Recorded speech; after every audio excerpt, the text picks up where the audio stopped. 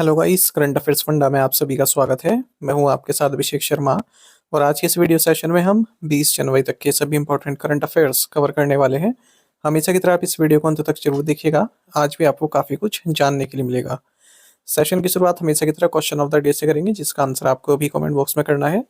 पूछ रहे हैं किस देश ने संयुक्त राष्ट्र निकायों और अंतर्राष्ट्रीय सौर गठबंधन सहित 66 अंतर्राष्ट्रीय संगठनों से हटने का फैसला लिया है। Which country has withdrawn from 66 international organisations including UN bodies and the international solar alliance. Options है Iran, the United States, the United Kingdom या फिर नॉर्थ कोरिया। जल्दी से आंसर कर दीजिए, फिर हम आगे बढ़ते हैं। और यदि आप इस वीडियो सेशन की पीडीएफ चाहते हैं तो करंट अफेयर्स फंड ऐप को इंस्टॉल कर लीजिए, वहाँ पर अवेलेबल है। न केवल इसी वीडियो सेशन की बल्कि जितने भी हमारे daily current affairs video session होते हैं, वीकली होते हैं, मंथली होते हैं, सबकी PDF current affairs fund app पर अवेलेबल है। ऐप का लिंक वीडियो के डिस्क्रिप्शन में दिया गया है, फर्स्ट कमेंट में भी पिन किया हुआ है। तो उस लिंक पर क्लिक कीजिए, ऐप को इंस्टॉल कीजिए। लॉगिन करने के बाद आप कंप्लीट मटेरियल एक्सेस कर पाएंगे। फिलहाल इसका आंसर कर दीजिए, फिर हम आगे बढ़ेंगे।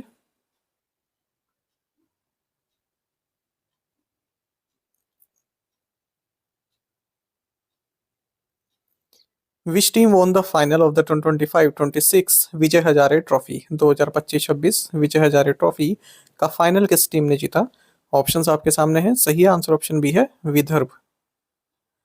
तो 2025-26 विजय हजारे ट्रॉफी ये इस टूर्नामेंट का 33वां एडिशन है। ये एक लिस्ट ए टूर्नामेंट है भारत में क्रिकेट से संबंधित। 24 दिसंबर से 18 जनवरी 2026 के बीच में ये खेला गया है। रणजी ट्रॉफी की जितने भी 38 टीम्स हैं सबने पार्टिसिपेट किया। कर्नाटक डिफेंडिंग चैंपियन रहा, मतलब पिछली बार जब ये टूर्नामेंट हुआ था तो कर्नाटक ने जीता हुआ था ये। इस बार की बात करें तो विदर्भ ने फाइनल में सौराष्ट्र को 38 रन से हरा दिया है। अपना मेडन टाइटल जीता है विजय हजारे ट्रॉफी का, यानी कि पहली बार जीती उन्होंने विजय हजारे ट्रॉफी। और ये फाइनल खेला गया है बेंगलुरु में, BCCI centre of excellence ground 1 में। प्लेयर ऑफ द सीरीज रहे विदर्भ के Aman Mokhade. Who will be the chief guest at India's 77th republic day celebrations? निम्नलिखित में से कौन भारत के 77वें गणतंत्र दिवस समारोह में मुख्य अतिथि होंगे? ऑप्शंस आपके सामने हैं। सही आंसर ऑप्शन बी है, एंटोनियो कोस्टा। डिफेंस सेक्रेटरी हैं राजेश कुमार सिंह। इन्होंने अनाउंस किया है कि यूरोपियन यूनियन लीडर्स जैसे एंटोनियो कोस्टा जो कि प्रेसिडेंट है यूरोपियन काउंसिल के, और उर्सुला वॉन डेर लेयन जो कि प्रेसिडेंट है यूरोपियन कमीशन की, ये दोनों ही चीफ गेस्ट होंगे भारत की 77वीं रिपब्लिक डे सेलिब्रेशन में। 90 मिनट तक ये रिपब्लिक डे परेड चलेगी 26 जनवरी को कर्तव्य पथ पर, और थीम रहेगा 150 ईयर्स ऑफ वंदे मातरम। इस परेड में कई चीज़ें पहली बार देखने को मिलेंगी, जैसे कि भैरव बटालियन, शक्ति बाण रेजिमेंट्स, ड्रोन शक्ति, एक यूनिवर्सल रॉकेट लॉन्चर, और पहली बार यूरोपियन नवल कंटिजेंट भी इस पार्टिसिपेट में इस परेड में पार्टिसिपेट करेगा। जो मार्चिंग कंटिजेंट है उसमें भैरव कंटिजेंट भी रहने वाला है। उच्च कदम ताल करते हुए देखने के लिए मिलेंगे। Virat Kohli surpassed which former cricketer to become the second highest run scorer in international cricket? Virat Kohli ने किस पूर्व क्रिकेटर को पीछे छोड़कर अंतर्राष्ट्रीय क्रिकेट में दूसरे सबसे ज्यादा रन बनाने वाले खिलाड़ी का खिताब हासिल किया? ऑप्शंस आपके सामने हैं। सही आंसर ऑप्शन डी है, कुमार संगकारा।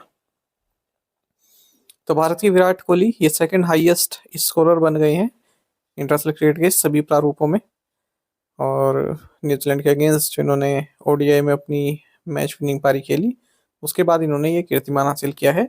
श्रीलंका के कुमार संगकारा को इन्होंने पीछे छोड़ दिया। संगकारा के टोटल रन है 28,016, ठीक है। और अब कोहली केवल सचिन तेंदुलकर से पीछे हैं। अगर हम ओवरऑल रन की बात करें 34,357 रन है सचिन तेंदुलकर के, और कोहली के नाम है 28,068 रन। अब टेस्ट, ओडीआई और टी20 मिलाकर डेब्यू इन्होंने 2008 में किया था श्रीलंका के अगेंस्ट ओडीआई में। Which state was ranked as a Category A Best Performer on Department for Promotion of Industry and Internal Trade's 5th edition of the State's Startup Ecosystem Ranking? सबसे महत्वपूर्ण क्वेश्चन है, उद्योग एवं आंतरिक व्यापार संवर्धन विभाग द्वारा जारी राज्यों के स्टार्टअप इकोसिस्टम रैंकिंग के 5वें संस्करण में किस राज्य को श्रेणी ए में सर्वश्रेष्ठ प्रदर्शनकर्ता के रूप में स्थान दिया गया? ऑप्शंस आपके सामने हैं। सही आंसर ऑप्शन ए है, गुजरात। तो हम बात कर रहे हैं department for promotion of industry internal trade DPIT ने जो 5th एडिशन लॉन्च किया है स्टेट्स स्टार्टअप इकोसिस्टम रैंकिंग का।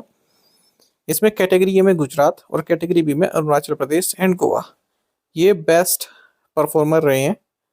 ठीक है, अगर हम स्टार्टअप इकोसिस्टम के डेवलपमेंट की बात करें तो स्टेट्स एंड यूनियन टेरिटरीज को दो कैटेगरीज में डिवाइड किया गया, एक तो है कैटेगरी ए और दूसरी है कैटेगरी बी। कैटेगरी ए को भी फिर फर्दर दो सब कैटेगरीज में डिवाइड किया गया है, A1 एंड A2। A1 में तो जितने स्टेट्स एंड यूटीज हैं इनकी पॉपुलेशन 5 करोड़ से ज़्यादा है उनको इंक्लूड किया गया है। वहीं A2 में जिन स्टेट्स या यूनियन टेरिटरीज की पॉपुलेशन 1 करोड़ से ज़्यादा लेकिन 5 करोड़ से कम है उन्हें इंक्लूड किया गया है।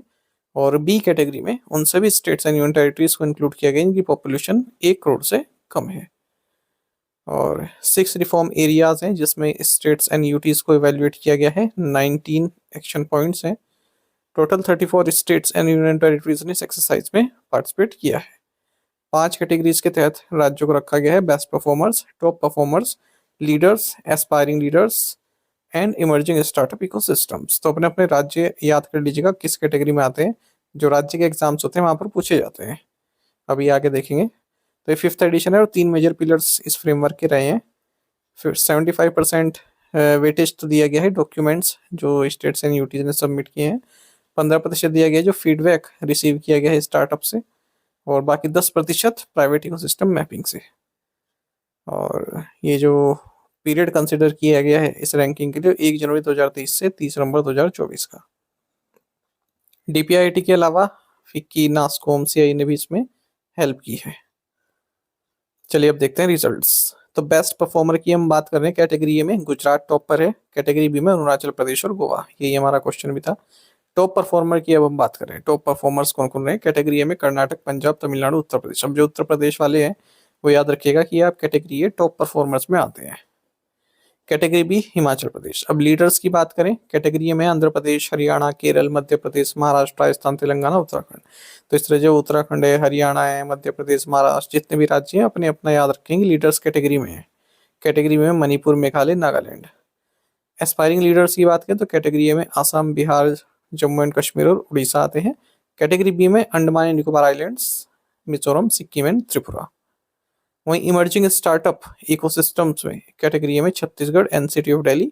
और कैटेगरी में Chandigarh, Dadar Nagar Haveli and Daman and Diu, Ladakh, Lakshadweep and Puducherry आते हैं। और ये इसका बिल्कुल समराइज है कैटेगरी बी। इस तरह की इमेज मैं टेलीग्राम पर शेयर करता रहता हूँ, टेलीग्राम ज्वाइन कर लीजिए। करंट अफेयर्स फंडा नाम से चैनल है। एग्जाम जब आता है ना तब क्विक रिवाइज करने के लिए सही रहता है। INS सागर ध्वनि was flagged off from Southern Naval Command Kochi for which edition of the सागर मैत्री initiative? सागर मैत्री पहले की संस्करण के लिए INS सागर ध्वनि को दक्षिणी नौसेना कमान कोच्चि से हरी झंडी दिखाकर रवाना किया गया। राइट आंसर ऑप्शन ए है 5th एडिशन। INS सागर ध्वनि जो कि इंडिया का एक ओशनोग्राफिक रिसर्च वेसल है, Naval physical and oceanographic laboratory जो DRDO के उसके तहत बनाया गया है। तो इसको हरी झंडी दिखाई गई है सागर मैत्री इनिशिएटिव की 5th एडिशन के लिए। कहाँ से? सदर्न नवल कमांड कोची से। तो सागर मैत्री एक flagship collaborative initiative Indian navy और DRDO का, और गवर्नमेंट ऑफ इंडिया का जो विजन है महासागर यानी कि mutual and holistic advancement for security and growth across region, उसी को आगे बढ़ाता है। तो DRDO ने एक साइंटिफिक कंपोनेंट जिसका टाइटल है मैत्री यानी कि marine and allied interdisciplinary training and research initiative, इसको शुरू किया हुआ है ताकि एक लॉन्ग टर्म कोलेब्रेशन हम कर सकें इंडियन ओशन रिम कंट्रीज के साथ ओशन रिसर्च एंड डेवलपमेंट के फील्ड में तरक्की करने के लिए। तो जो ये सागर मैत्री प्रोग्राम के तहत जो ये INS सागर ध्वनि है ये उस हिस्टोरिक रूट को फिर से तय करेगा जो INS किस्टना जिसने इंटरनेशनल इंडियन ओशन एक्सपीडिशन को में पार्टिसिपेट किया था 1965 से 65 तक। ठीक है, तो उसी के रूट को फिर से फॉलो करने वाला है। और 8 जो इंडियन ओशन रिम कंट्रीज हैं वहाँ ये जाएगा, जैसे Oman, Maldives, Sri Lanka, Thailand, Malaysia, Singapore, Indonesia and Myanmar. India's first ever open sea marine fish farming project was launched from which location? Bharat की पहली खुली समुद्री मछली पालन परियोजना किस स्थान से शुरू की गई? राइट आंसर ऑप्शन सी है अंडमान सी। तो union minister of state for science and technology, earth sciences, MOSPMO, personnel public grievances, pensions, atomic energy and space, doctor Jitendra Singh, इन्होंने अंडमान सी से इंडिया की first ever open sea marine fish farming project को launch किया है। और इसमें ministry of earth sciences, government of India, national institute of ocean technology and UT administration Andaman Nicobar islands ने सहयोग किया है। Who inaugurated the PM Vishwakarma Haat 2026 at Delhi Haat INA New Delhi? PM Vishwakarma Haat 2026 Delhi Haat INA नई दिल्ली का उद्घाटन किसने किया? Right answer option C है Jitan Ram Manjhi. Union minister for micro small and medium enterprises Jitan Ram Manjhi, इन्होंने पीएम विश्वकर्मा हाट 2026 जो कि ऑर्गेनाइज किया गया है मिनिस्ट्री ऑफ एमएसएमई द्वारा दिल्ली हाट INA न्यू दिल्ली में, इसको इनोग्रेट किया है। तो प्रधानमंत्री विश्वकर्मा स्कीम के बारे में इन्होंने बताया कि कई लोगों को बेनिफिट मिला है जो आर्टिशंस हैं, जैसे PM Vishwakarma identity card and certificate दिए गए हैं, स्किल ट्रेनिंग दी गई है 500 रुपये पर डे स्टाइपेंड के साथ, टूल किट इंसेंटिव दिए गए हैं 15,000 रुपये तक के, कोलेट्रल फ्री लोन्स भी उनको दिया जा रहा है 3 लाख रुपये तक का। Prime minister Narendra Modi participated in Bagurumba Dwhou 2026 in which city? प्रधानमंत्री नरेंद्र मोदी ने किस शहर में बागुरुम्बा दहू 2026 में भाग लिया? राइट आंसर ऑप्शन डी है गुवाहाटी। तो प्राइम मिनिस्टर नरेंद्र मोदी ने बागुरुम्बा दहू 2026 में पार्टिसिपेट किया है गुवाहाटी में। ये एक हिस्टोरिक कल्चरल इवेंट रहा जिसमें बोडो कम्युनिटी का जो रिच हेरिटेज है उसको सेलिब्रेट किया गया। 10,000 से ज़्यादा आर्टिस्ट जो बोडो कम्युनिटी से आते हैं उन्होंने बागुरुम्बा डांस परफॉर्म किया पीएम के सामने। साथ ही प्राइम मिनिस्टर नरेंद्र मोदी ने भूमि पूजन भी किया काजीरंगा एलिवेटेड कॉरिडोर प्रोजेक्ट के लिए, जिसकी वैल्यू 6,950 करोड़ रुपए है। 86 किलोमीटर लॉन्ग ये काजीरंगा एलिवेटेड कॉरिडोर प्रोजेक्ट रहने वाला है और 35 किलोमीटर का एलिवेटेड वाइल्ड लाइफ कॉरिडोर इसमें रहेगा जो काजीरंगा नेशनल पार्क से होकर गुजरेगा। साथ ही प्राइम मिनिस्टर ने 2 नई अमृत भारत एक्सप्रेस ट्रेन को भी हरी झंडी दिखाई है, गुवाहाटी रोहतक अमृत भारत एक्सप्रेस और Dibrugarh Lucknow Amrit Bharat express. Uttar Pradesh regional AI impact conference 2026 was held in which city? Uttar Pradesh क्षेत्रीय एआई इम्पैक्ट कॉन्फ्रेंस 2026 किस शहर में आयोजित की गई? राइट आंसर ऑप्शन सी है लखनऊ।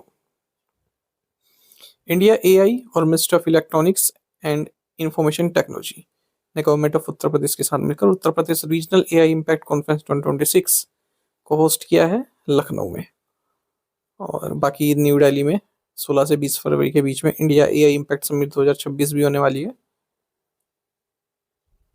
साथ ही India AI working group on AI for economic growth and social good की मीटिंग भी हुई लखनऊ में ही।